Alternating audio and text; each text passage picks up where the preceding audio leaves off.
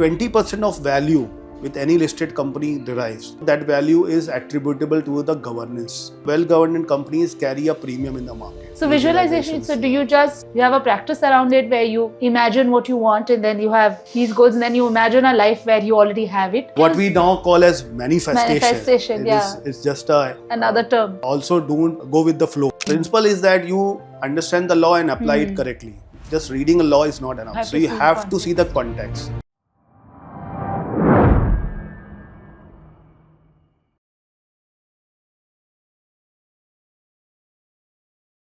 Hello and welcome to the Daily Lawyer podcast. My name is General Krishnan. I'm your host and the founder of the Daily Lawyer.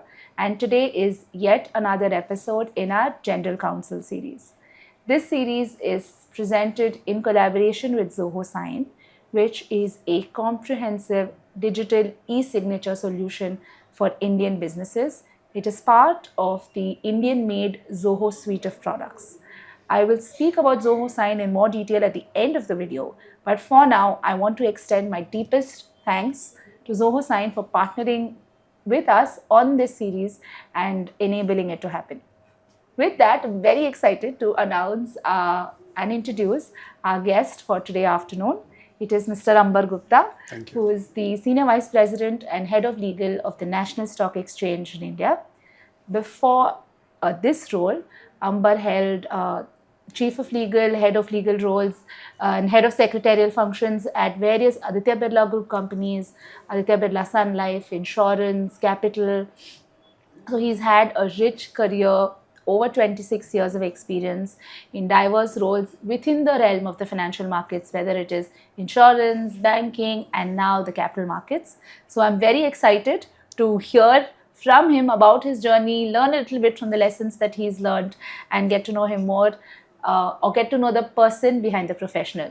Thank you and welcome to the podcast. Thank you, Jenna. Thank you so much for inviting me for this exciting series, and many congratulations for putting this together. I think this is one of his first kind such series which has been done for the General Counsels. Yeah. And while we are always seeing somebody who is holding the door on the backside and always on the support side, great to see that somebody has recognizing General Counsels in the front forum and giving an opportunity to share an experience in such a manner. I have a selfish reason for doing it because I have some amount of lived experience in this role.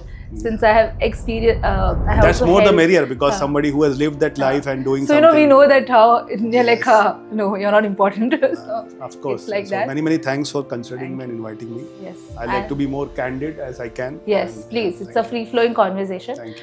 And I want to start at the beginning because, of course, there's been a long journey from the beginning to now as the head of legal of NSE. Can you take us back to some pivotal moments in your life? Maybe why you got into the law, how you got in, and then how did you land up here? Yeah, thank you. 25 years have been very exciting. Of course, when I look back, when I started, probably I had visualized that where I will reach. And I'm glad that whatever I have visualized has actually come true in 25 years. Wow. My choosing profession in law was a very natural choice. Actually, I started as a company secretary then, of course, I did my law together and it excited me a lot, especially the corporate law excited a lot. Company law, capital markets, secretarial law. And I'm very lucky that at the start of the beginning, I had got an opportunity to work in financial services. I started my training in financial services, which was an NBFC, moved into an NBFC. Then growth happened in banking. And then, of course, when I joined 2008 in financial services group of Aditya Birla in Aditya Birla Capital. So all this 25 years have been all in financial services. So my love and passion for securities law, financial market was very there from the beginning of my career. And of course, it started as a company secretarial function, which is more of a company law, corporate law. And then, but it get into more specialized area of core legal and core compliance. And I feel that all three are interlinked or intermixed because it all talks about compliance, security laws, and all those areas.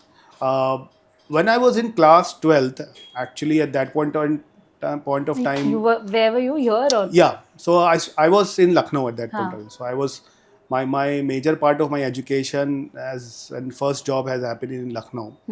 So when I was in class 12th at that point of time, during 91, 92, capital market was going with a big boom. A lot of IPOs were coming because just at by that point of time the liberalization got opened.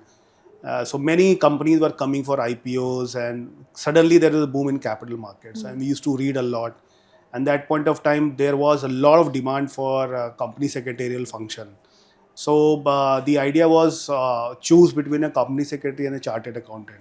But because during 91, 92, there was so much of buzz of capital market, fundraising, securities, I choose that I'll go in the path of corporate laws and practice securities law.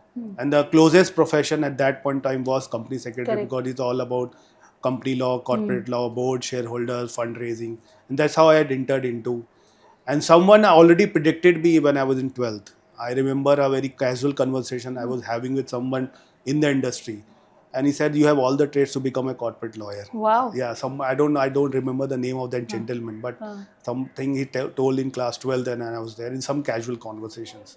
So I didn't pay much attention to that. But when I look back, of course, these small things come to your mind. So there how I started.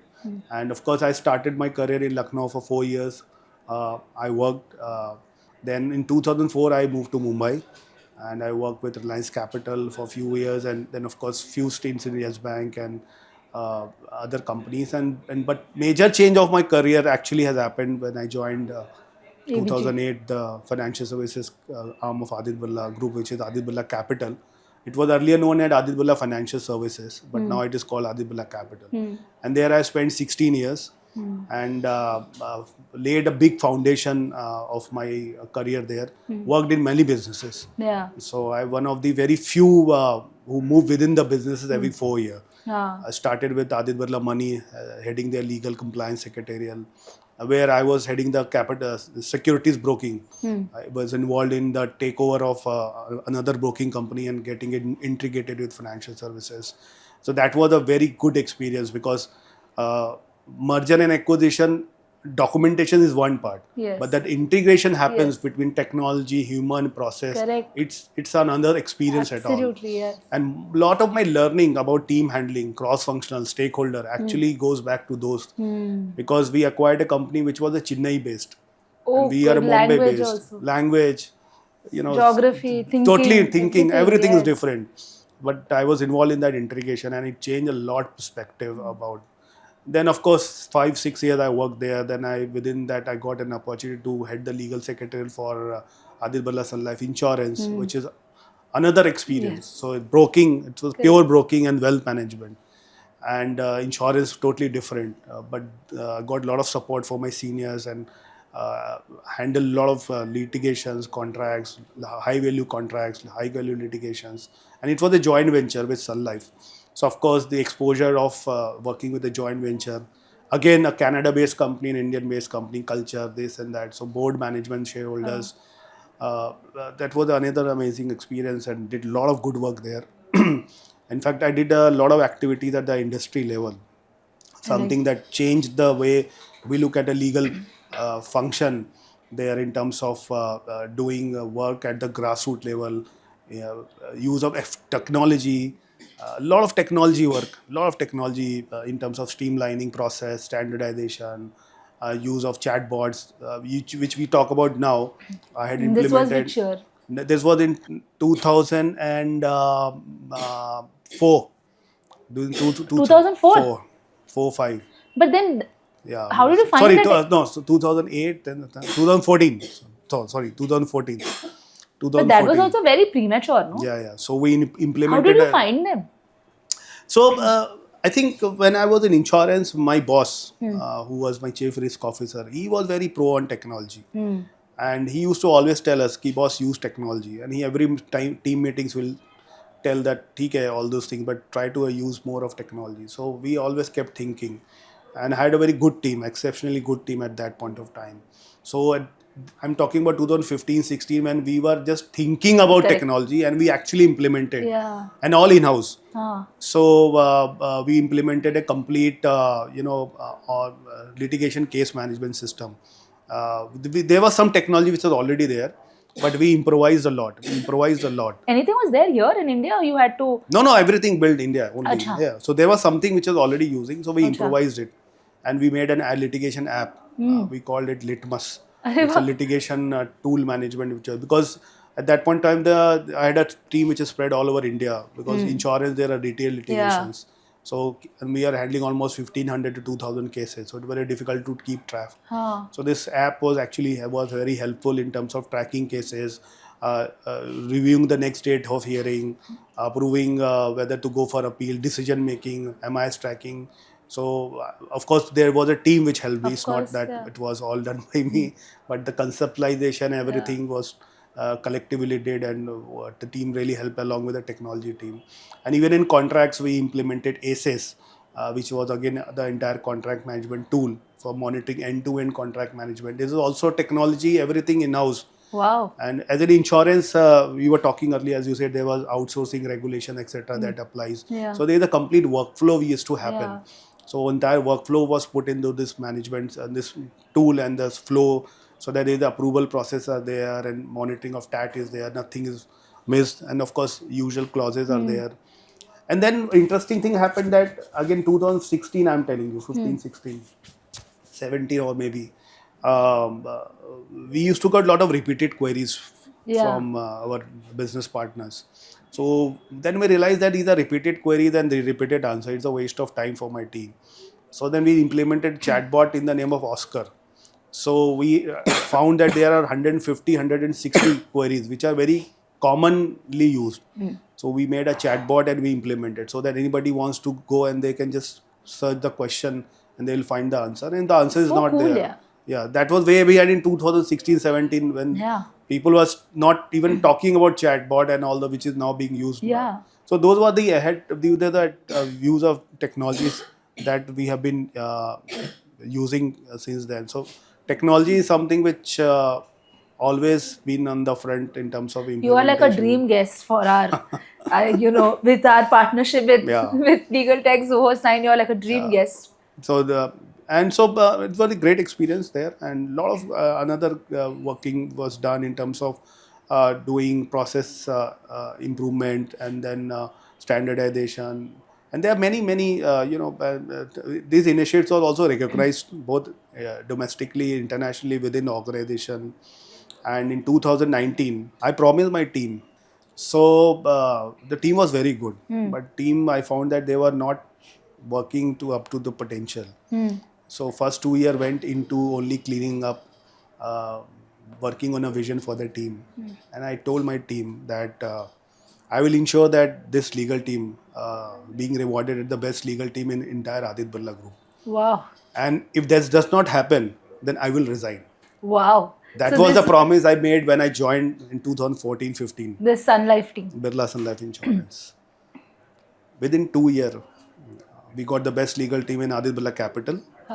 And next 2 years, we got the best legal team in Aditya Birla Group. Wow. That was in 2019. So we all have these awards within financial services and at the group level. And then the group level, we have to compete with large businesses of Aditya Birla Group. Yeah, I know. So huge teams also, Grisham and all will have to. Yes, so 2019 we got the best legal team of entire Aditya Birla Group. That was the 10th annual ABG Awards. So those promises which I kept. And interestingly, after that award, in 2020 only I got an opportunity to move to at the group level. I see. So I told my team that it was destined, that only then when we ensure that what I promise you get, then I only move on. So these are very memories of, and the entire team, and there was zero attrition in my team at that point of time. So I was handling a team of about 18, 19 people. There was zero attrition at that point of time. And this was 18, 19 pan across all offices. Yes. And then in 2020, I got an opportunity. I moved within financial services to Aditya Birla Capital, which is the holding company. And I was heading their corporate legal and secretarial, and I was there for 3 years. And then, of course, 2024, this opportunity came to work with National Stock Exchange. And I don't think so there was any double minds and two thoughts to take this opportunity to join as the head of function for National Stock Exchange. And I'm glad that I got that opportunity. And it's been a year now, and a very fantastic experience. I have a very formidable, a very good team. There I manage their contracts, legal, statutory advisory, and working with all my stakeholders, ensuring that all the regulatory compliances are in place, and of course litigation, disputes, securities laws, and it's one of the Very dynamic. yeah, one of the dynamic roles, and lot of responsibility in terms of building on the trust, because National Stock Exchange carries a name for trust, Of course. and so a lot of responsibility and a lot of sensitivity, a lot of maturity is required to handle that role, and stakeholders are very high.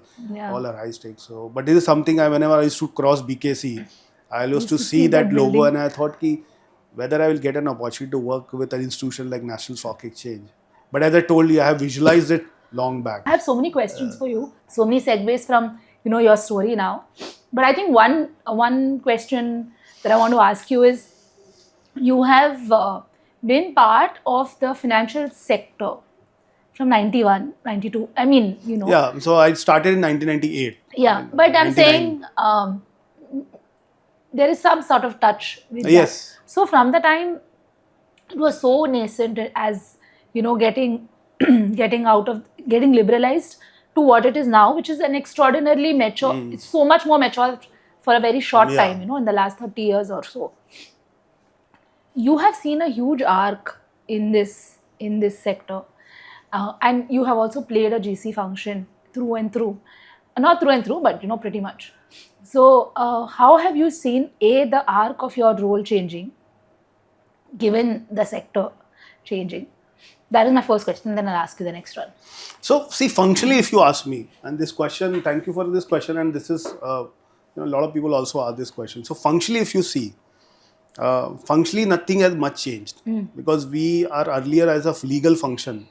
Of course, the importance of legal functions has changed, and of course, the most of the companies are not taking it more seriously. Correct. Earlier, legal function was only considered as somebody who just do the contracts, handle litigation, and little bit postman type. Yeah, so now things are definitely evolving with the changing needs.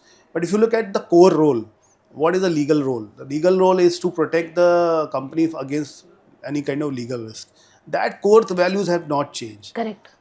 The manner in which you now are doing role, that has changed. Now you are being heard, you are being consulted. Legal risk has earlier was discounted, but especially in financial service sector, the way regulators work, it has significantly seen its importance. Correct. So because of the changing environment of law, the changing environment in which the regulations are evolving, every day involves there's a change. And of course, with the change of law, with the change in business, many other areas are also coming, and it carries a reputation risk a big way. So definitely the role of compliance and legal together has made a lot of difference, and that change is actually helping. Companies are investing in legal fields, in legal teams. They are investing in technology. They are investing in compliance centering, because that's the need. If you look at, there is a research report which is already available in the market, that 20% of value with any listed company derives, at least 20% of that value is attributable to the governance.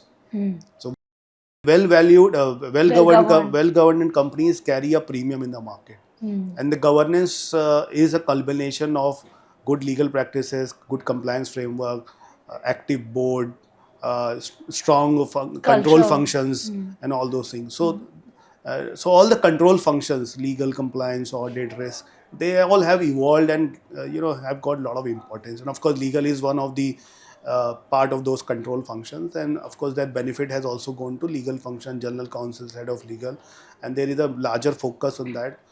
The importance is there. There is a requisite of legal clearances by all companies, whether small, large. The impetus in that to ensure that all things are well taken care. So that is how role has evolved, but the base remains the same, and really helping all of that. Number one. Number two, my own role, and as you grow in the organization, as you grow in a career, and then you then have to apply a mind which is also not just giving that this section says this, this provision this says. You have to also understand the context in which the solution has to be given. So you can't just copy paste and send it, and you can't say just this is what the law says. you have to apply that in a right sense so that it gives a proper way forward to them. Of course, in my current role, it's a first line regulator. So approach is totally different compared to my previous role where the approach was different, which was, it was more of closer to business. This is more closer to regulation.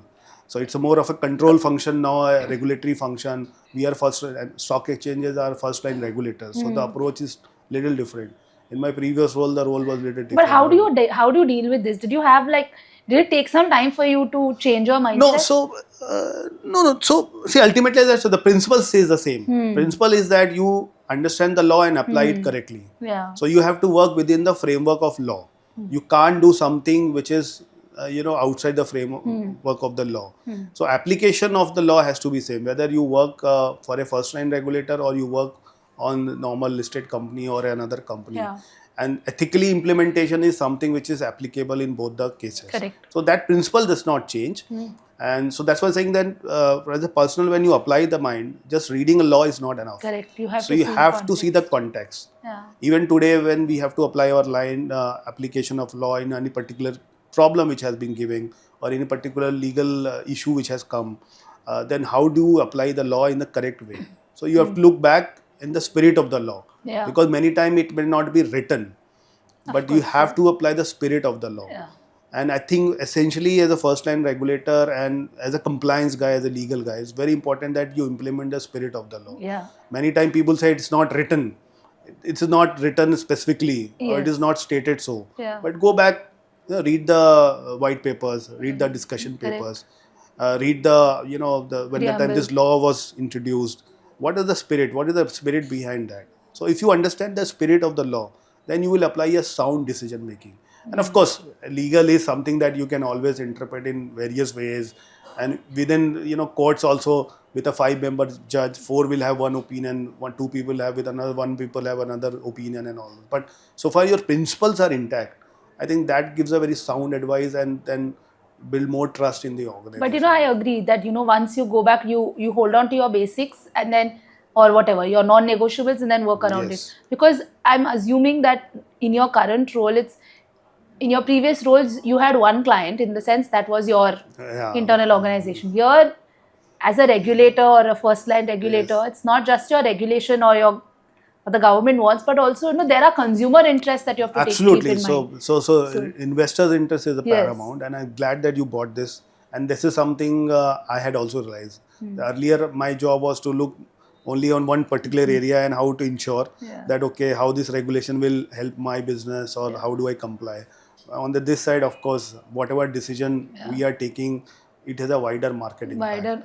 And not just on this side, you're almost like the bridge, no? This side is investors, this side is government, and you're sort of straddling the two. Yeah, so rightly said. I think you have very aptly put that rightly, that whatever our decisions we are taking, whatever the views we are taking, it has a wider impact. So of course, investor interest is the paramount, and we have to ensure that whatever is saying, the investor at large is totally protected, and their interest is not jeopardized, and that's the regulator's job also to protect the interest.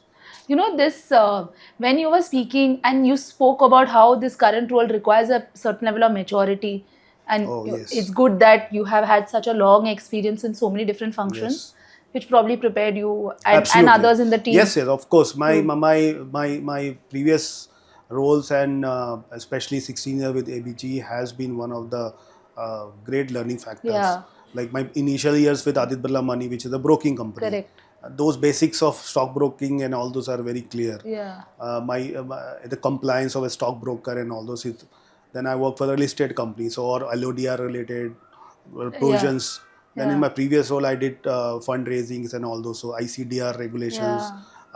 Then handle takeover mergers. I'm doing. And I think even on the insurance side, because you're dealing so much. I mean, IRDAI also has.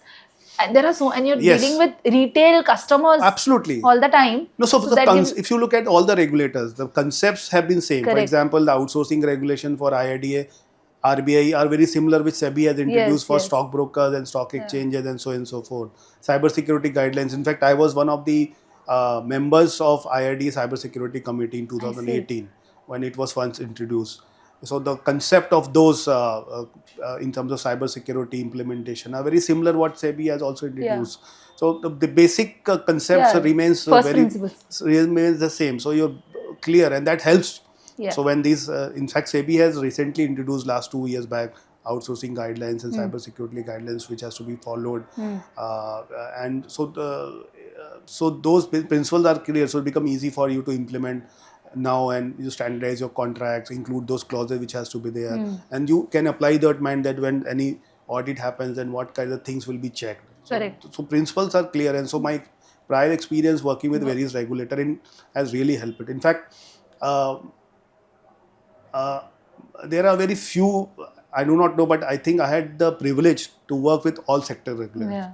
I worked for RBI related regulation, PFRDA also, because I was very instrumental in setting up my pension subsidiary in my previous company. I see. It was a subsidiary of Aditya Birla Sun Life Insurance. So PF is Provident Fund. Provident, yeah. Pension Fund Regulatory Authority, IRDA, of course, SEBI has been. So all the four financial market, which are the key regulators, I had the opportunity to work with companies which were facing that. Yeah. And on the litigation side, of course, then you have civil matters, criminal matters, disputes, IBC, insolvency, everything. But it gives such a rounded perspective to your. I want to ask you, you know, in the last 25, 26 years that you've been practicing, and like you said, you've sort of sat on so many different chairs on the table. What do you think would be one really unusual quality that you think a good GC should have? There cannot be only one. Okay, so when you see, I consider the general counsels or a head of legal or any legal profession as doctors, because our value comes when there is a problem. So of course there is one preventive. When you go to doctor also, you have to ensure that you do something which is preventive, and then of course something is curative. So my thinking has always been there that, and an analogy I draw is that we are like doctors. So we have to have a blend of mind which helps my client, which is my own company, or if you are a say practicing lawyer, so you have external company. So you should know their problem, and your solution has to be in accordance with that particular problem. You cannot be have one size fit all for thing. Okay, this is the law, you have to apply and all this. So you have to understand the problem. So understanding the business context is very, very important, and that's the very core for any GC to become a very good GC and become a trusted partner for any organization. So understanding the business. So when I was, say for example, I was in broking, I was not knowing a B of broking. I was working with some other industry. I had spent months with my surveillance team. I have spent months sitting with the core operational team to understand how the broking works, how the collaterals works, how the margin files are prepared, how the depository system work. You should know that basic and how your business really actually works. When I went to insurance, I spent time spending with underwriting team. I spent times working and sitting with claims team, to how to understand and how do you do the underwriting, what's the processor involved within your systems, how the file moves, how the data is entered, because when you are contesting that, this helps in strategizing. There are many cases during that point of time, because I had an understanding how the system is operating. It helps, because how the systems get logged in, how the approval process come, at what stage the underwriting decisions are taken, because there are many questions of law which involve. Similarly at the claims, so I've spent initial time sitting with the teams to understand how it works. So if you want to become a good GC for any sector, spend time with the process. If you are in manufacturing, go and visit the plants, understand how plant works, what the process is there, how the raw material is procured, how it goes, because when you understand that, it really helps. Similarly in financial markets, when you have in any company, when you go, understand how this entire process works. That's the one part. And second thing is that application of that. So just knowing the law is not enough.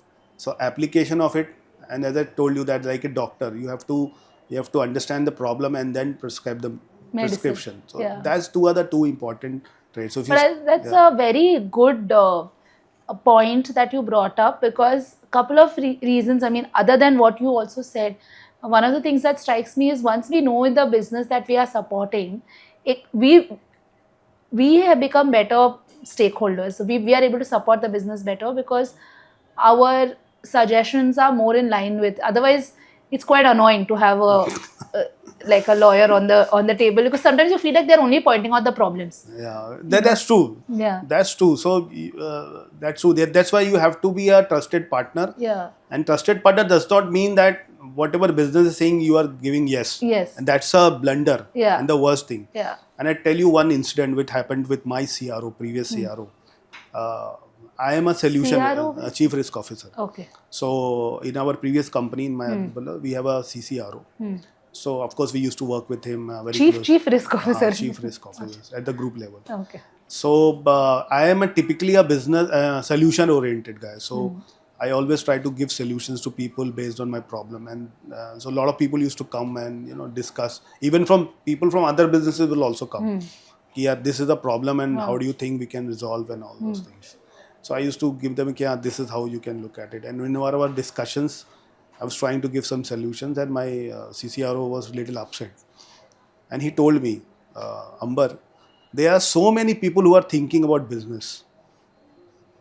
But if you will also start thinking from business, then who will think of compliance and law? And that made a very, strong impact on this thing. It's not that I was trying to give something which is not beyond the law, within the law, but the point which is made is that if you are a business enabler, you want to be a trusted partner, you have to give a customized solution, but within the framework of the law, which is something which is not going beyond the law. So you have to be very, very careful in balancing that. It should not be seen overboard. It is not also seen that somebody you are trying to block, which as you rightly said, mostly it's feel that if you go to legal, it will get said they'll no. be like, "Arey, chhod na yaar." Yes, so you have to be very, very, very sensitive about their needs, their understanding, and they give a solution which meets the law and not going beyond that. So we have to play that balance role, and this is something a doctor again. Yeah. The doctor. But I think when you sit with business teams, you are able to, understand the context from which they are coming, and then you're able to tailor what you say better. Yeah. I think the second reason why I particularly find it useful is when you're instructing external lawyers. If you know your business well, before you take their suggestions to management, you are able to at that stage only effectively address your external and work better with your external teams, because you know exactly what's happening inside. Yes, of course. So stakeholder management is very important. So you have to be aware what's happening not within the company, what's happening externally also. And that's why important to read and understand what is happening, similar thing other industry players, your competitors, how they are looking at it. So even today in my phone, there is an alert of top 20 listed companies of across sectors. Whatever disclosures are being given, I read every day. Even though I am now a first-time regulator, but you have to be aware what's happening. So I have got 4 or 5 listed companies which are in NBFC, 4 or 5 in securities, 4 in FMCG, 4 in other business. There are 20 companies, all the sectors. So that you keep reading and see, okay, what's other companies are doing, what kind of disclosure they are making for various matters, so that when similar problems come to you, you are also knowing that what's happening in the industry at that point, because now time is moving very fast. Yes. Go on other days when you say, I'll revert in 2 days, 3 days. There is an instant problem, instant solutions required. Maybe in couple of hours, couple of minutes. So you can't say, Acha, I will research and come back. At least when you are aware, you can say, okay, I've seen that something similar was faced by this particular company, and this is how they have responded. I understand. Let me, come back. Let me apply my mind and so at least basics are known. So it's very important to be aware what's around, what's your industry. And these are lots of good tips for, I think, in the last 5 minutes, all the things that you said are lots of good tips for many of us. Not me anymore, but many of us. There are other things that I want to pick up from your initial answer was, I want to come to your visualization part. That's one part I really want to come to. But before that, sticking with the theme of, your interest in technology and how you develop so many technological solutions for it. And you already gave a little bit of understanding of what kind of technological solutions you give. But if you have to maybe pick one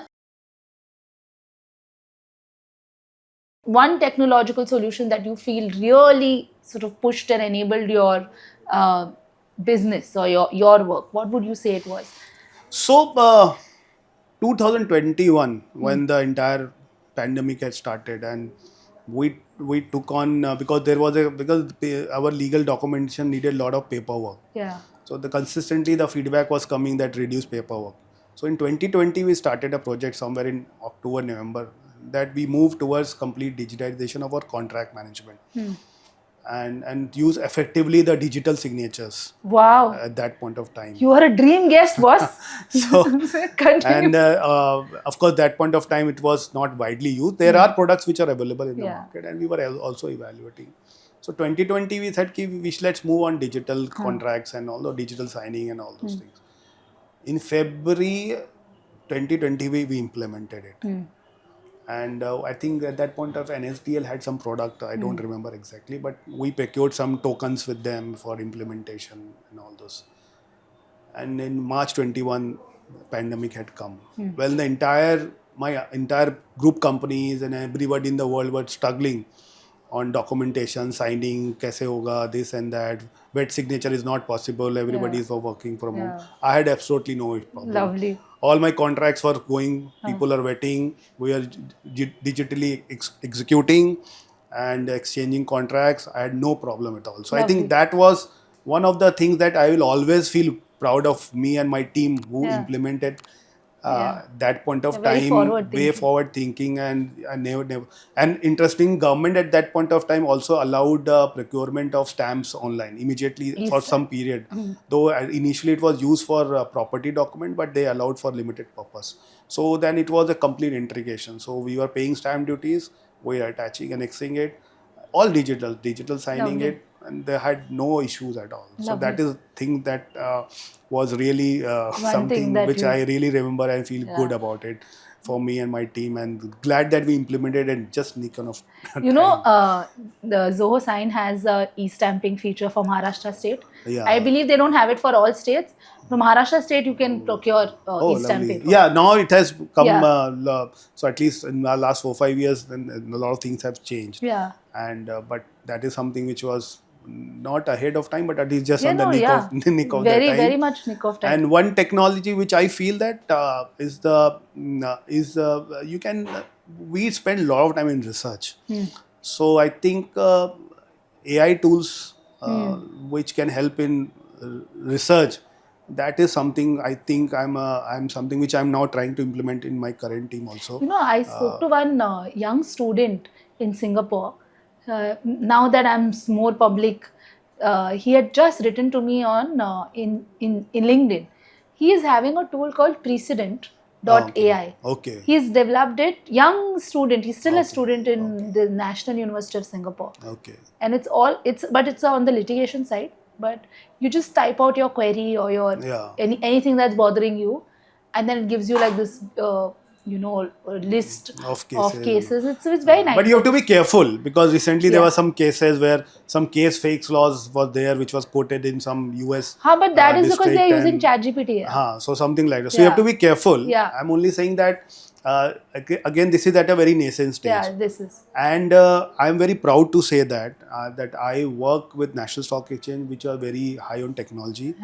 And our MD, Mr. Ashish Chauhan, MD and CEO, he was the initial people who started National Stock Exchange. I see. So if you look at NSE as per se, they are the first fintech companies, because they were NSE is the first company which started electronic based trading way ahead in 93. Right? We just completed 30 years of operation. Lovely. When you mentioned that we are just talking that it was a floor based trading and all those.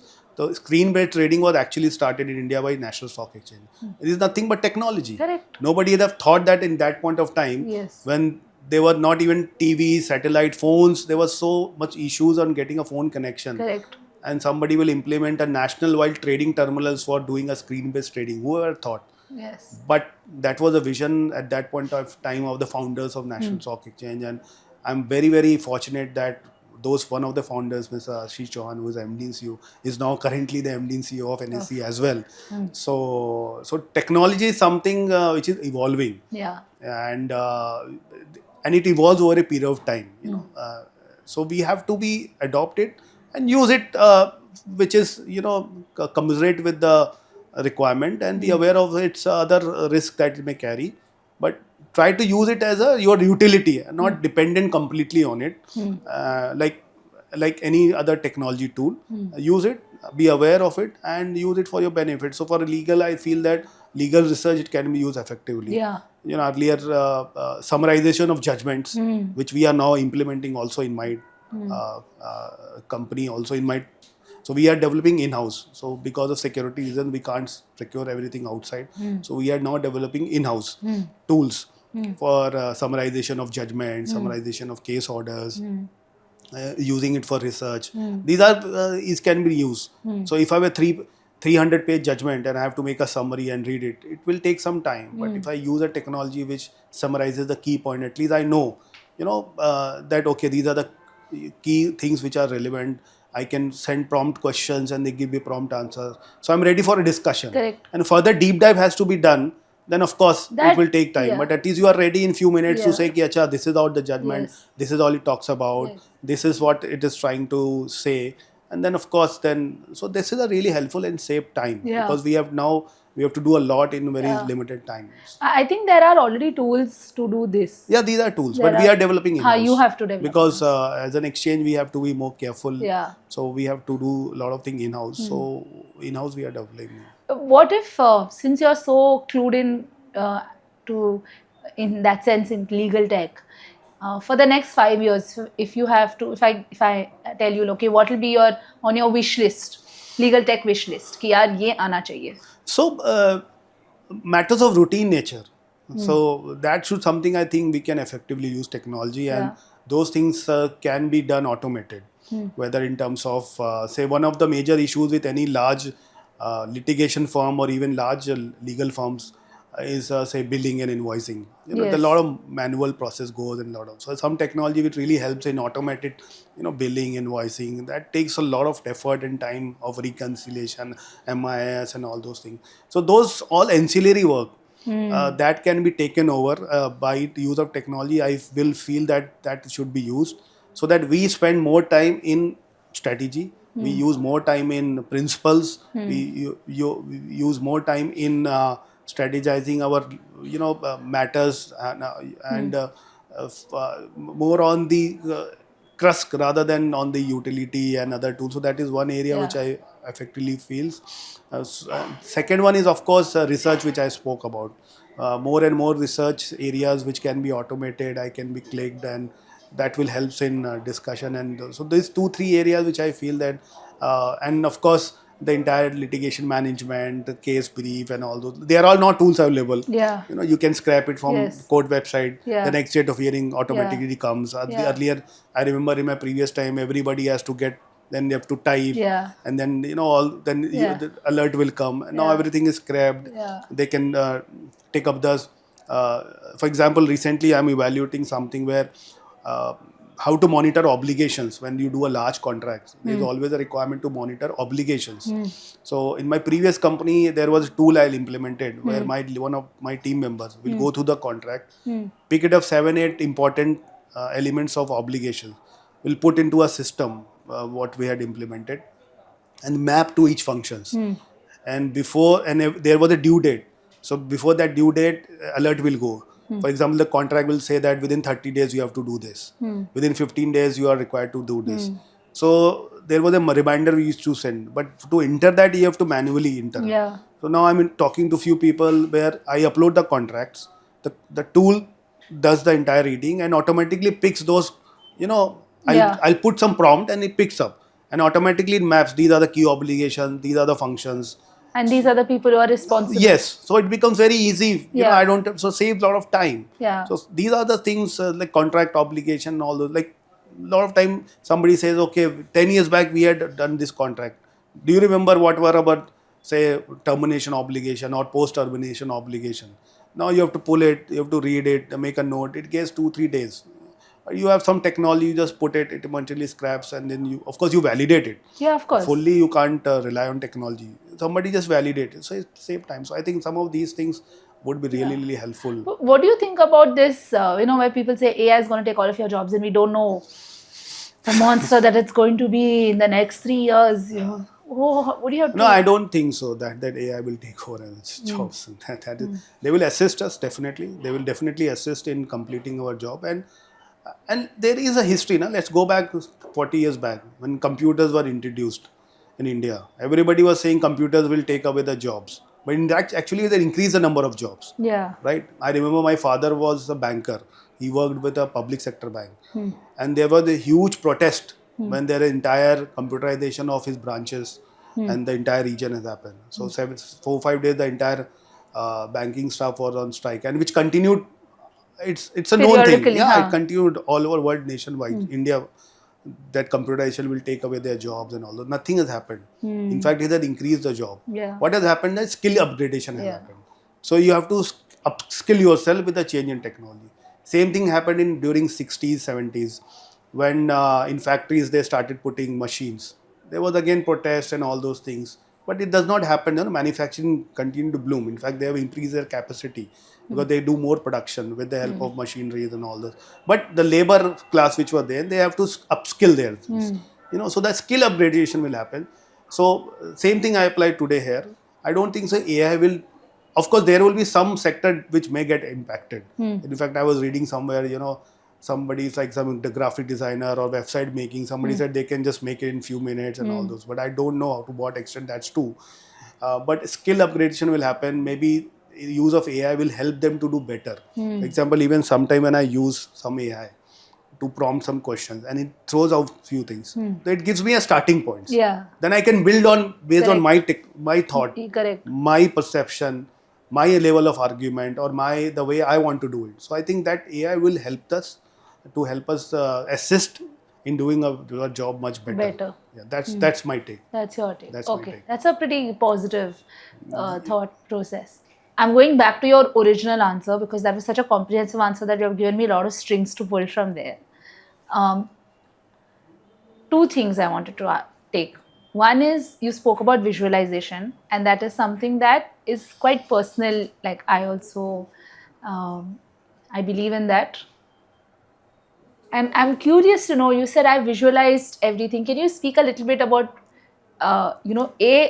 when you got into the profession, you decided, okay, I want to be head of legal of a large law organization. Then I want to go into something like this, which is a more public-facing company.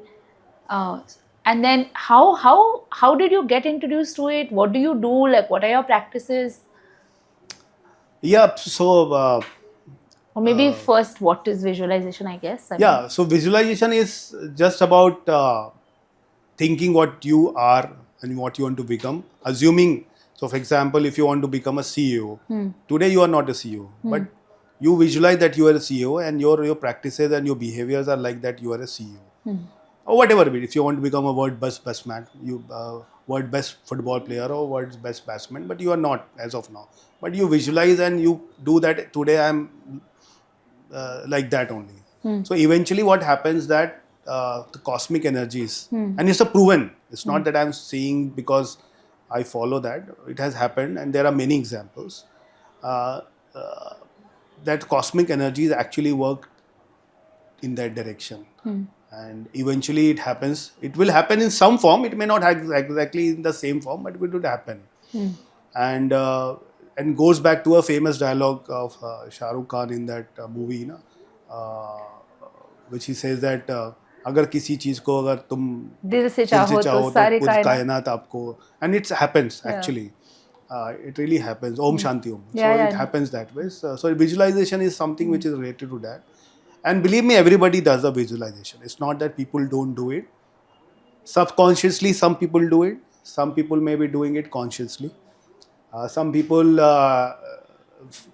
do it more profoundly. Some do it unknowingly, but we all do it. Some people are more aware of it.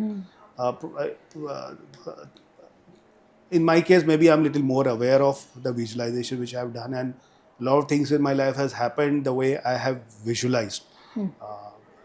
All through my life, including some of the personal tragedies that has happened to me.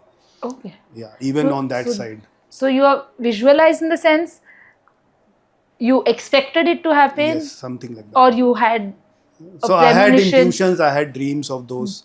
So there are some of my personal tragedies that has happened. Uh, I had visualized and I have known about a year back. It has happened to me. I see. So though it's a podcast is not for this, but No, we no, are of course. digressing it. But Yeah. so visualization is very powerful. So you should always have a very positive visualization in life, and it will happen to you. Uh, some happens because naturally happens, and you may be destined to some. Some happen because of your other hard work and all those things. So it is a combination. It cannot be something which Yeah, you're just thinking, I thinking will become happened. rich and No, no. So visualization has to put into action. Yeah. It has to have an action. Yeah. But if you start visualizing that ways and you start thinking that way, so a lot of things around you also Yeah, the universe changes. arranges itself to get you to what you Yes. want, like the alchemist. Yes. So like I had visualized honestly about this kind of role in my life quite early in my life. And to reach here, of course, it has taken. Of course, all the steps. That also includes some of the jobs which I have refused not to take, or some of the interviews where I have also failed. So that goes back to my famous quote which Amitabh Bachchan sir says that मन का हो तो अच्छा, मन का ना हो तो और भी अच्छा हो, और मन का हो तो और भी अच्छा, something like that. So something which you feel that Which you does want. not happen, but that is still good. Yeah. So because some of the interviews which I could not cleared, initially I was very dejected. Yeah, this was just I don't know what went wrong, but that happened for some good. And had that not had happened, I would not move to some other place, and then I have not moved to this other place. Yeah. So that happens. Even my marriage to my wife, it is visualization which has happened. So, and we had she's from a different Community, caste. Yeah. So that is also something which was a part of So visualization. So do you have a practice around it where you imagine what you want and then you have these goals and then you imagine a life where you already have it? Yes. Is that a practice you have? Yes. You do it every day? Not every day, but yes, quite. That there is a practice which I do follow in terms of early morning when I get up, and sometimes when I'm free and I think about how to way forward, how the life will happen.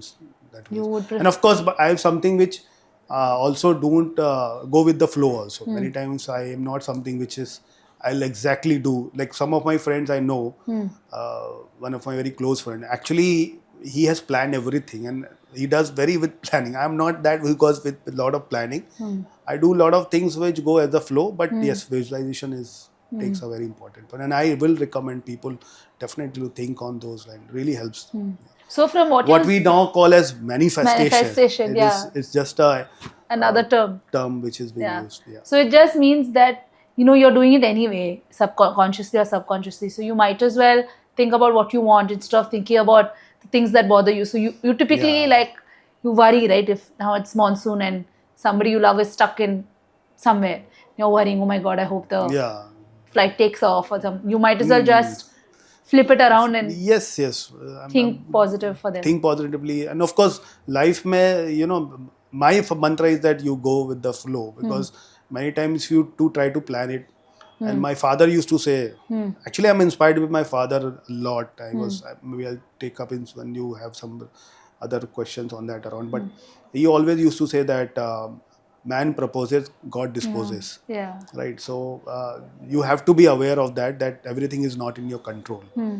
But do your best and leave the rest. He always used to say. Yeah. So I follow that. I always try to do my best with my capabilities, which I am. I have my own limitations also, but within my capabilities, which I will always try to give my 200%. So if a document comes to me for my vetting, I will give my 200% to vet that.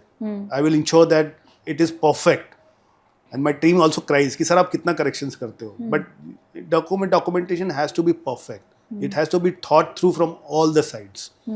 If any problem I have to solve, I will think from all the angles that can happen. What will happen in dispute, what will happen to shareholders, how the board will react, how the other stakeholders will look at it. So a documentation is just not a documentation. An opinion is just not an opinion. It has to factor everything. Yeah. So try to give your best. And just not that something come, you just gave yes, no, okay, typed something and just send it. It does not help. It will solve immediate very problem, temporary temporary, problem. but it will not. So try to give your best, and of course, then Yeah. you can't control what's in the destiny and the fate. But if you're doing your best, you know that you are given your best, Yeah. and that brings credibility for you. That brings trust for you. We often talk about that counsel has to be considered as a trusted partner. How the trust will come? Not that you come and give them long advice. Trust will come when you understand their problem and give them a customized advice with the issue that may have. Yeah. People should well considered. well advice. considered. Being authentic, not being superficial. A lot of people come and say me कि आप बहुत straightforward हो. So I tell him, boss, I'm Take it or leave it. straightforward, but I tell you, proper way. Of course, there is a way to communicate. It's not that you have to communicate in an organization. You have to be also considered with that fact. But then he will start trusting you. That okay, no, you go to him. He will give you proper advice, well thought through. So very important to think from those angles. If you really want to play a long-term innings in any organization, in any relationship also, even in your family, if you want to play a good relationship, people have to start trusting. Yeah. And trust does not come automatically. It's not one day happen, then people start. Yeah. Trust happens with the small things that Yeah. that you do on a daily basis. Yes. Small thing leads to that. And when I mentioned you in my previous company, there was zero attrition. Zero attrition does not mean that they were getting a fancy salaries. Zero attrition was there because there was trust, there was passion, there was a mutual respect. So you have to build that. Yes. If you want to. So same happens when you are in any organization. There are steps to do and then build the trust for. I wish I can go deeper into each of these aspects. I wish we had more time for me to go deeper in each of these aspects. But there's one aspect that I knew about you right now before we started recording, which is that you are a weekend chef. You have an Instagram page called the Counsel Chef. The Counsel Chef, yeah. And you love to cook. Yes. And you love to experiment with food within your you were telling me, those first principles of food making. Yeah. And actually I see so many parallels with after the conversation that we've had, and before we started recording, when you were speaking about food, I see so many parallels about your the way you approach your work and the way you approach your cooking. There's so much. But before we get into that, can tell me a little, tell us about Counsel Chef. Yeah, so actually I love cooking. Cooking since beginning. Why do you love cooking? How do you find it? It's a very interesting story. I'm a very late person. Late in the sense I'm a night guy. So normally you're a nocturnal person. So not something which. So and when I was in college, normally I used to get a little late to get up, and my mother was very strict about time and all that. And she had her own routine of yoga and meditation, and she has some fixed time. So you come actually from your family, your dad, your mom, they were my mom was into meditation. Into spiritual. Yeah, she has taken Diksha also. Okay. Yeah. So she's no more, but that thing has come to me from that. I'm not that kind of thing, but she was into that. Okay. So she had a time, and normally I used to get up after that time. So she used to tell me, if you are getting after that, I'm not cooking breakfast for you. You have to manage yourself. So that is how my first sense for cooking started. That whatever I want to eat. So I used you didn't have Swiggy and all. Yeah, of course. At that point in time, I'm talking about almost 30 years back, 40 years back. So that's how I started, and so I had that flavor. Then I spent a lot of time during hostel and all those. So I used to cook and all those. So I used to cook and all those. But my real passion started one day when my wife, she was away from her native place, and she was coming late. So I thought, let me cook a meal for her. How sweet. And I'll surprise her. Yeah, all the husbands can take note, especially mine. So I make the kadhai paneer for her at that point of time. She came very late, and I surprised her, and I also found very good, You enjoyed enjoyed the making. Yeah. And I used to cook earlier also, but not that frequent. Sometimes I say. So I love that. That was also a Saturday. So I said, let me try the next Saturday also.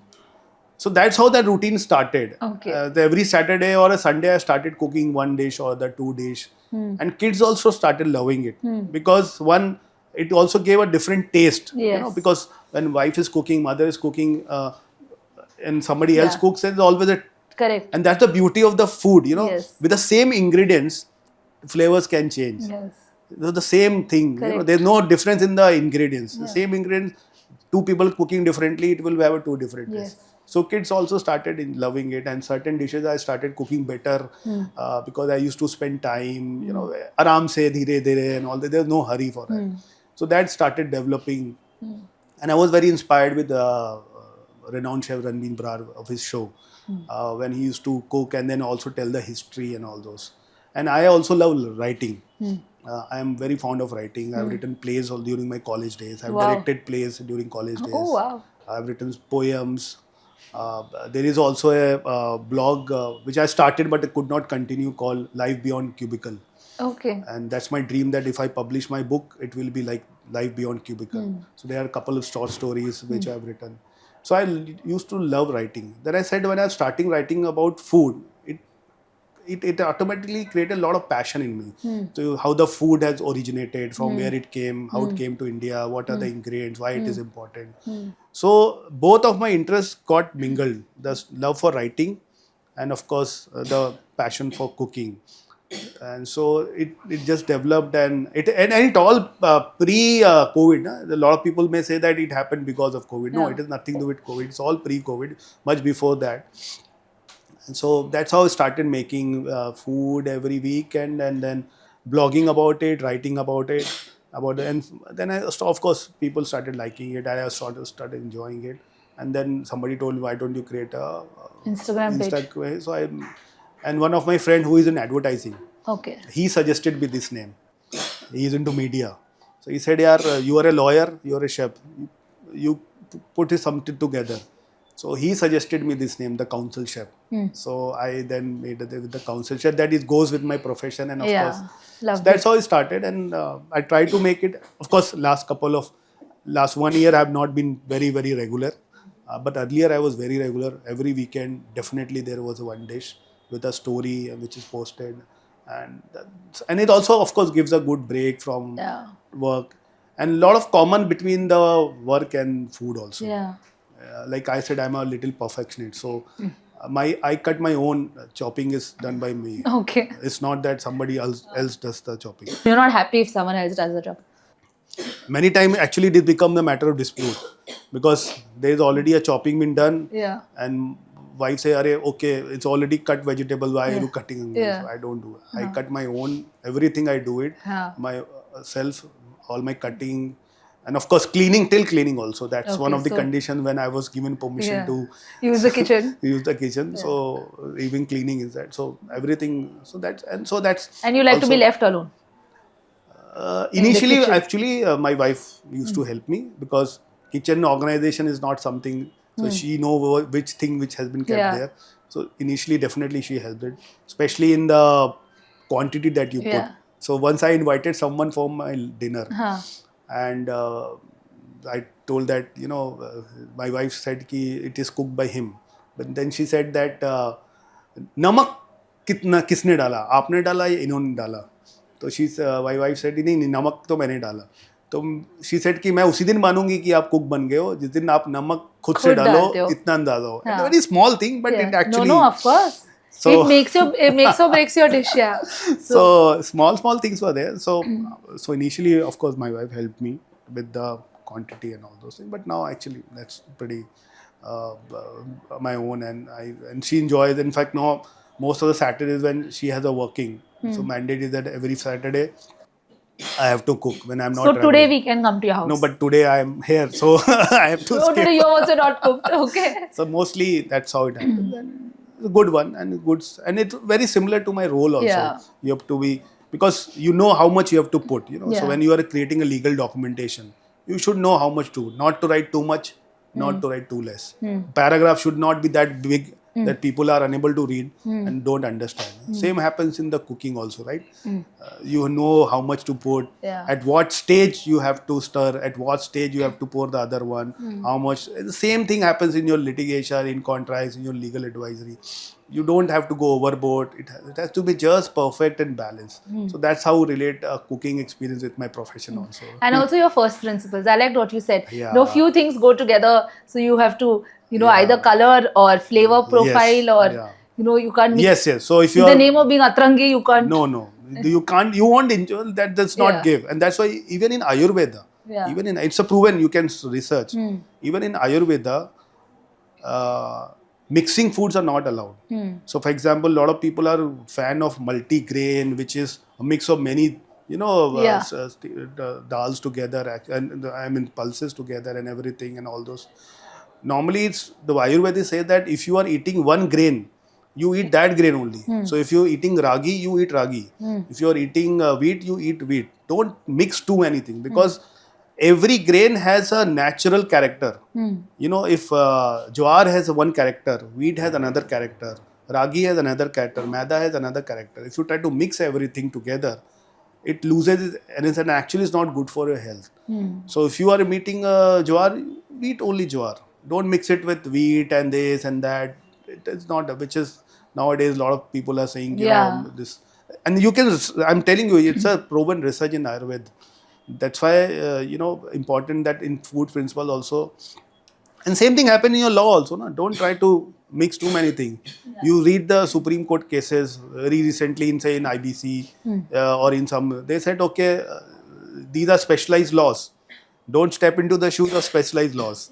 There are securities laws, there are these laws.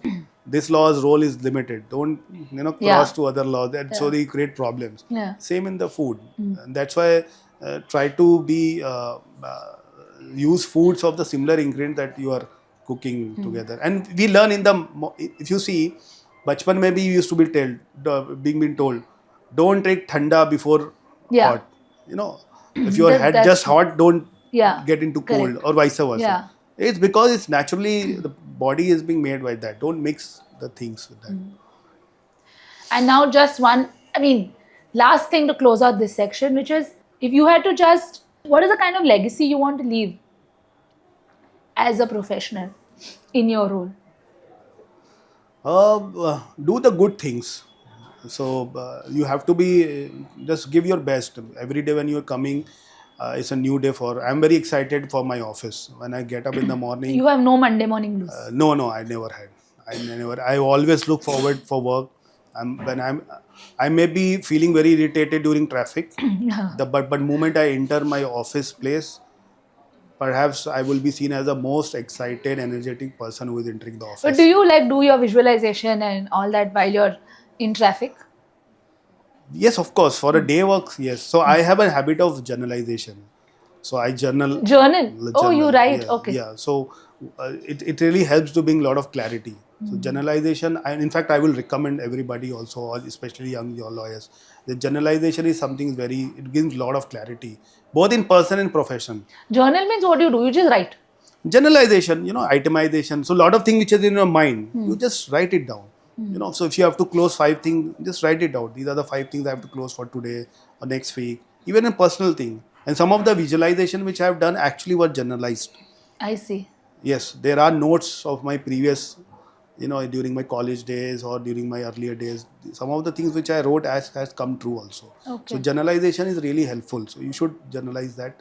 That's one of the important thing that you should be doing. Reading, of course, you have to read a lot. So do a good part. Give your best in your profession. As I told earlier that I'm a little perfectionist. So get into there that you see everything properly. Ensure that nothing is left. All areas are well covered. Be a good advisor. Understand the business. Very important. So whenever a problem is coming, don't rush into giving solution. Understand the process. Why it is to be done. Who will be the beneficiary? What is the history? What will be the impact? Understand all those things. Seek those questions properly, and then you give the solution. And as I told earlier, that if you want to become a trusted partner, do daily acts of small things that take care of your team. Very important because team is very, very important for you. So I'm very deeply concerned about my team members, their health, their well-being. I want to know anything goes wrong with them, it should immediately come so that we can help them anywhere, any problem is there. Because we spend almost 10, 12 hours at work. They are our extended family members, they are team members. They are the next people who are always working with you.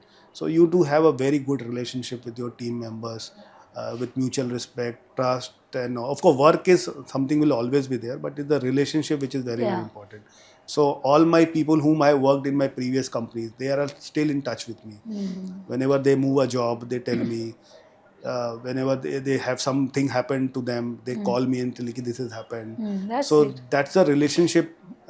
In fact, I can tell you many stories. One of the stories in my previous role, as I told you, I'm very particular about drafting and all those things.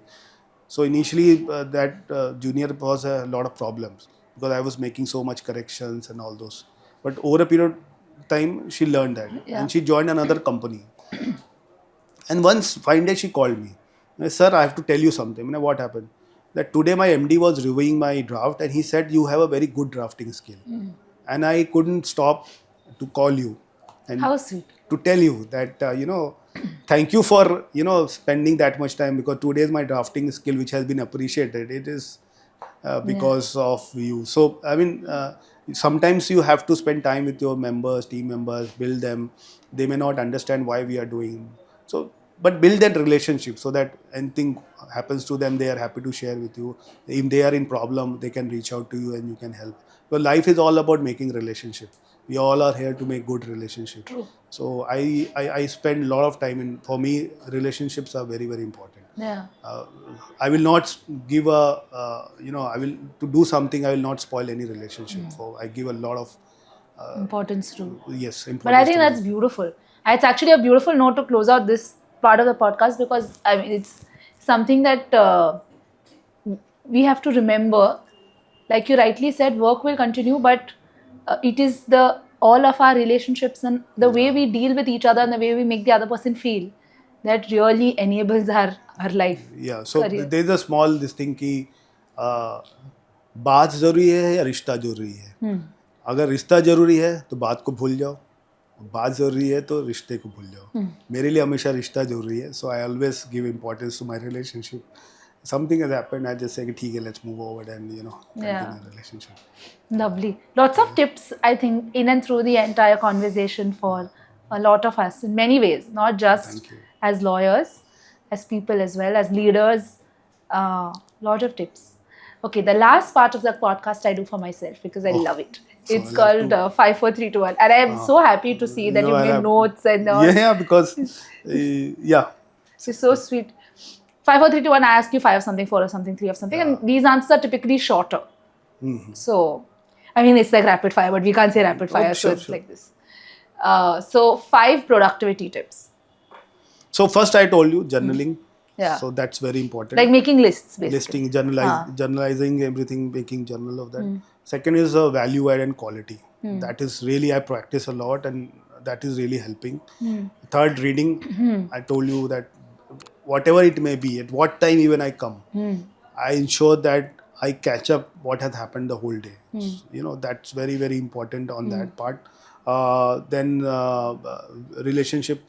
So these are the things which I practice. Yeah, Ensuring your stakeholder relationship, well-being of your team member, your family. These are 3, 4 things which I regularly follows on my daily routine basis also. And punctuality and all that.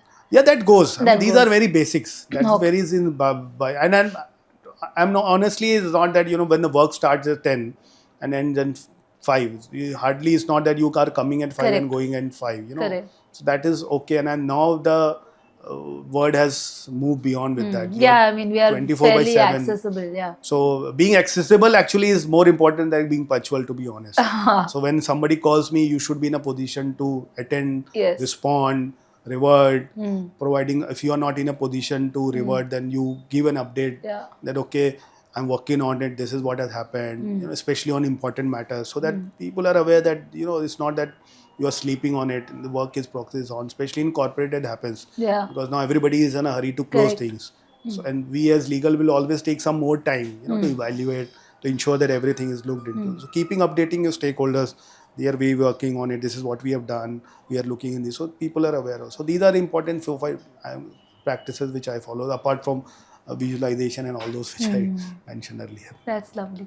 Okay, now you said reading, and we did speak a little bit about reading before we start recording. So 4 books. Yeah. So It one need of not be law books, huh? no. So there are a lot of books I read, and I had a collection of a lot of books as well. So I read all kinds of fiction and non-fiction books also, but couple of books which has a good impact. I remember Beyond the Blue Mountains, which is the life journey of J.R.D. Tata, written by Mr. Aryan. These are one of the first books I read when I was in early, 10th and 11th. I see.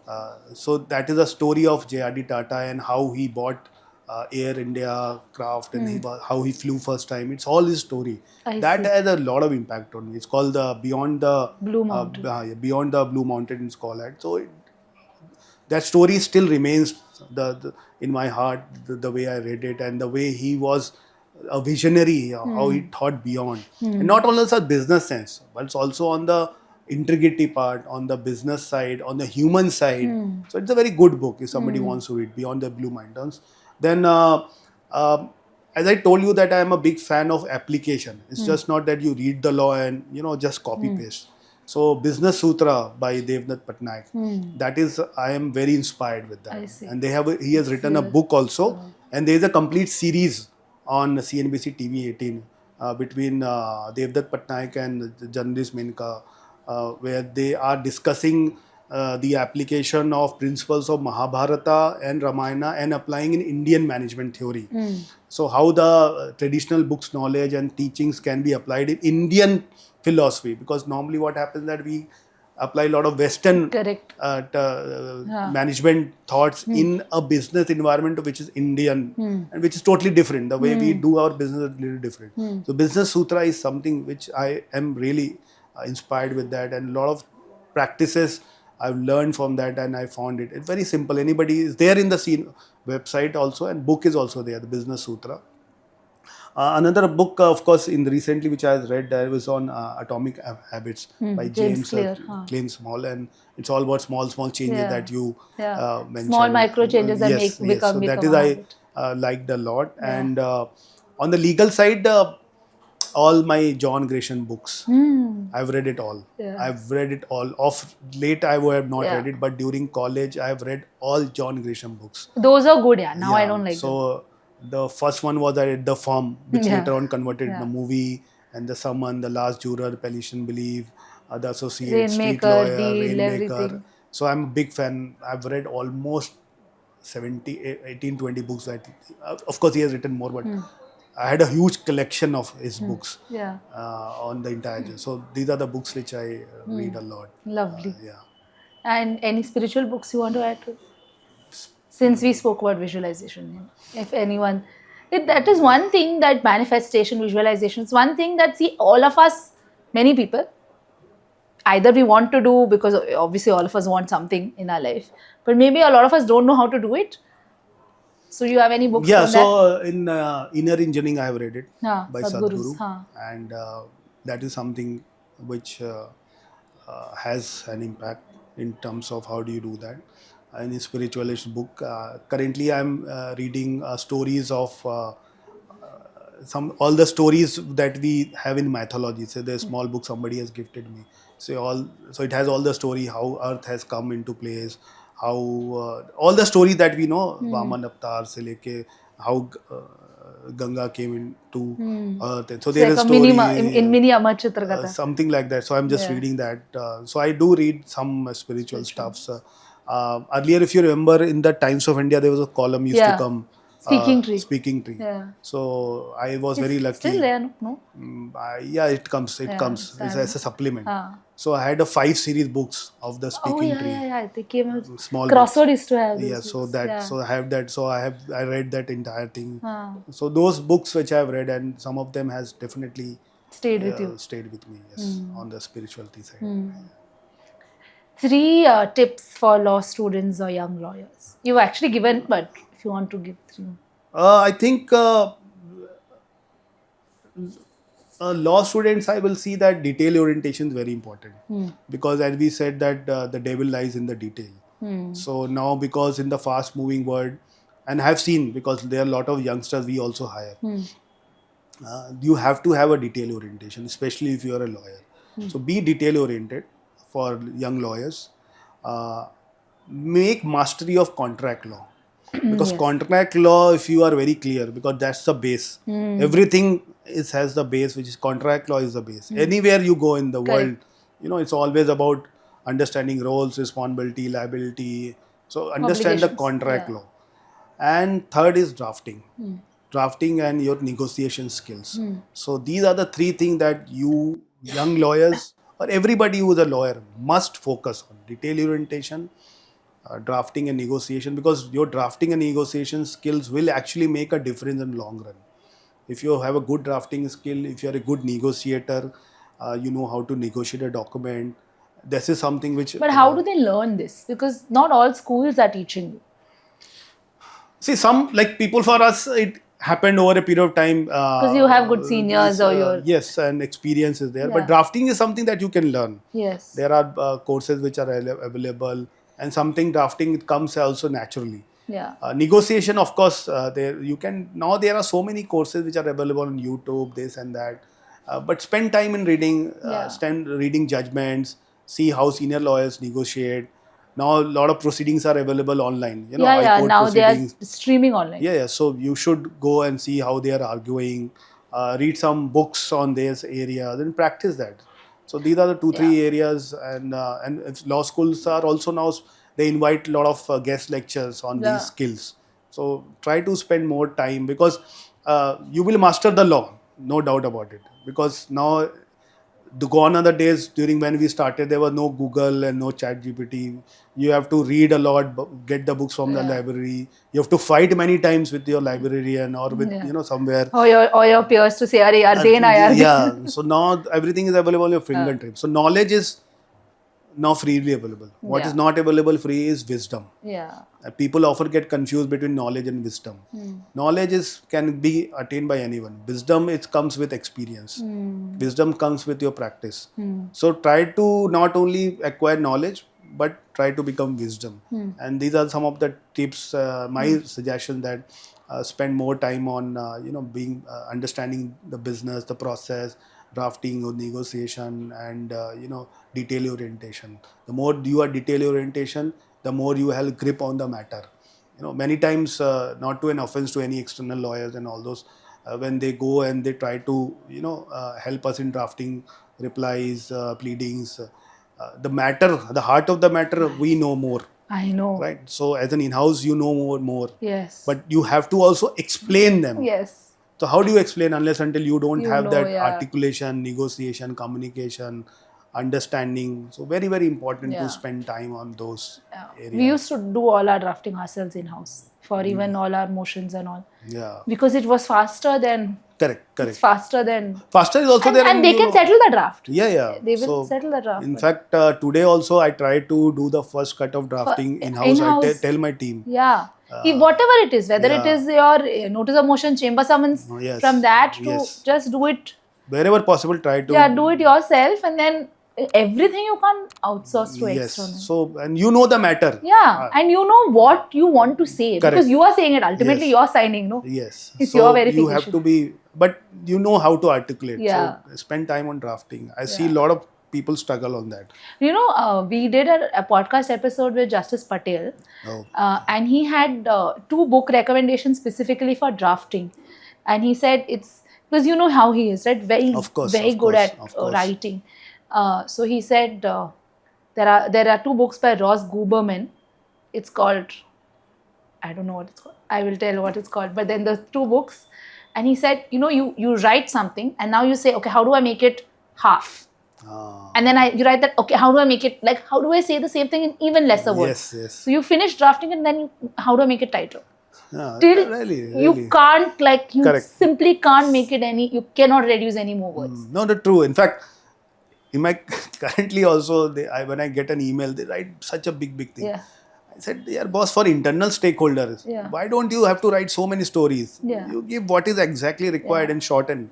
And many times I sit my team and shorten it. In fact, recently one of my team member, he wrote, and I sat with him, I said, I will draft for you. And then he realized, and he said, So that one page has just been a very Yeah. 3-4 lines, 4 Correct. lines. 2 paragraphs. So one- now he started practice. So now Yeah. when he comes, he says, "Sir, I've just drafted the way you wanted. Yeah. Kept it very simple and all Yeah. those things." So spend time more on drafting, and that save time also. Yeah, And of you course. just communicate, because in current world nobody has time to read an entire thing. Of course, Yeah. where it is required in pleadings, in courts, and all those, it has to. But when it comes to internal stakeholders, everybody wants for an elevator Yeah, pitch. crisp. Crisp and elevator, especially if you are dealing with CFO, Yeah. CEO, CROs. They just want the genesis, what is that we want to communicate.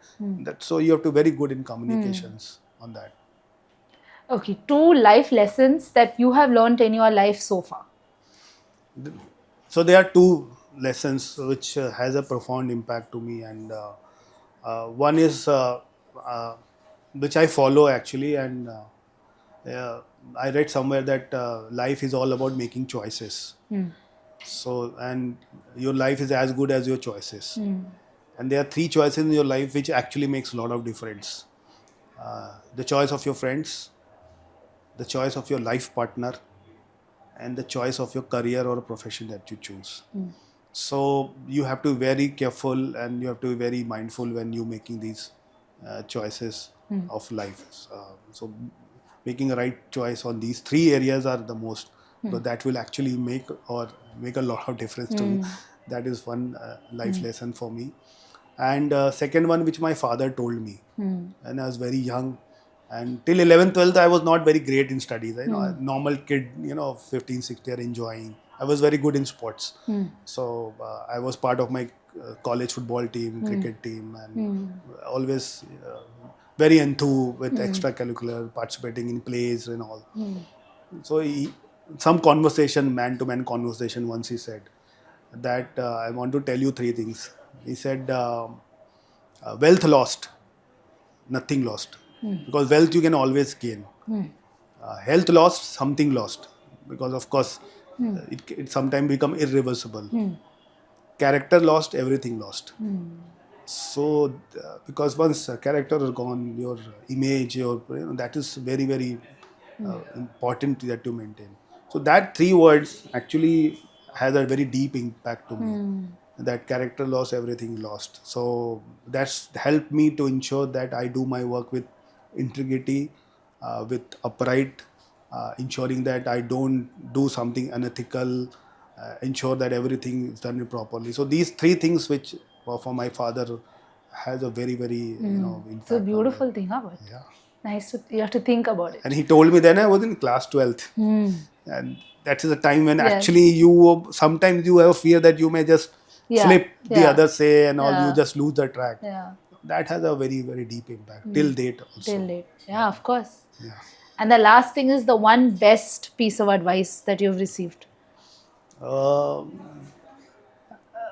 At the personal level, I think there are many. Of course, this one which I Yeah. just mentioned. And at the professional level, I've mentioned that as a legal counsel, you are the one who's ensuring that everything is proper. So you have to ensure that everything is properly there in terms of when you are giving a sound advice. So let's ensure that you are a person, a control function, somebody who helps in mitigating the risk. So do your practices which actually helps mitigating the risk, and you don't become a showstopper. You still become a business enabler, but ensure that these risks are well known to the And well considered. well researched, and all the factors are well known when you are taking a decision. So I think that is something. That is the advice that you want to give, I guess. Yeah, and But what is the advice that you've received? Which the best piece of advice? the process of how you're doing thing is also important. That is, I think, one of my previous CEOs during one of the discussions, because what happened many times, that we are only concerned With the end the result. end result. The end result is okay, but how you are achieving that end result, that is also important. The process of how, and that is very, very important, because that has the everything. That's the heart. And so many things you are trying to do something which is very unethical. while the end result is good, but you have tried to do it unethically. Yeah. That's no use. So that's why the process of doing is very important, and that is also I apply in my day-to-day working for my team also. That how you will do it, that the enjoyment is on the how, So ensure that you have done the right things of how the things are there proper. Lot of times people say ki you should only be concerned with the end. What's the point? Na? I will deliver you the result. No. That deliver result to anybody we can do it. How, and if you see anybody's, all the successful people, all the people that we admire, we follow, how is very important, how ethical you Yeah, are. like you're like you said, no, the devil is in the details.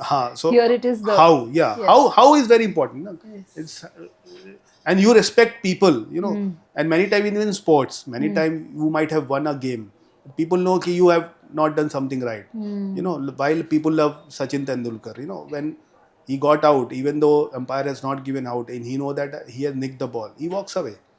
That's a how. The end result is that you're getting out umpire anyway. Somebody will say, ask for an appeal, and ultimately umpire will give out. But he himself walks away. So how you are doing is very, very important in life, and that's I firm believer in. That's I also focus a lot, and अपनी team को भी I also always say that you tell me how you will do it, what are the steps you will do it, so that you are done in a proper manner. So if the how is also, if how is proper, end result is end is still is proper, and even if end is not proper and how is proper, so tomorrow something is not done properly or something is questioned, you will say that I have done in a proper manner. Correct. And in the word of securities law also, many times you see, if your how is proper, regulators are also saying ki, you did the right thing, you had the right processes, you had the right application of mind, you did everything ethically, you had the entire documentation in place, you had the requisite approvals. End result might not have resulted in the way, so that really helps you in the mitigating. Correct. But if your end result is good, but you did all the wrong things to achieve that, it doesn't of no use. Yeah, at some point you're going to get caught. Yes. So how is very important. That's the advice which I got from one of my CEO of my previous company, which I admire him a lot, and I implement in my daily life. Okay, lovely. Thank you so much. Thank you. We had a great time. I had a great time chatting. you so Did you have much. a good time? Of course, thank you so Yeah. much. And it's an introspection which has happened during the entire conversation. Yeah. Many things which remains in your subconscious mind in a day-to-day life. You don't get time, but these kinds of conversation actually helps you to come back and see what's in there, and Yeah. a free flow things really help us to also do a flashback things, Yeah. many things in that Yeah. place. So I'm really glad. thank you for inviting me Thank you. and being part of this your series. I really hope that you also enjoyed, Yeah. and the viewers will also like it. Yeah. And happy to connect for any else things which is Yeah. required. Thank you. This video is sponsored by Zoho Sign, a comprehensive digital e-signature solution tailored for Indian businesses. If you are an Indian business looking to sign loads of contracts or agreements, authenticate signers and also pay stamp duties, look no further than Zoho Sign. Legally recognized under the provisions of the Indian Information Technology Act 2000, Zoho Sign is the signature solution of choice with popular brands like Paragon Footwear, ACG World, and more than 40,000 such companies. With Zoho Sign, you can quickly sign, send, manage documents, and automate signature workflows. This lets you close deals and execute legal documents faster than ever. But what about security, you ask? Zoho Sign's digital signatures use cryptographic techniques backed by digital certificates to ensure security and provide proof of identity. In addition, Indian businesses can authenticate your signers using the Aadhaar-based ID verification and also pay stamp duties and generate e-challans with Zoho Sign's e-stamping feature. Zoho Sign is beloved by customers against its competitors for its straightforward pricing, adaptability across verticals and business sizes, ease of use, and no compromise compliance. It is a must-have for law and legal tech folks who are looking to streamline and digitize their paperwork. For detailed demo and queries, you can reach out on the emails given in the description box below.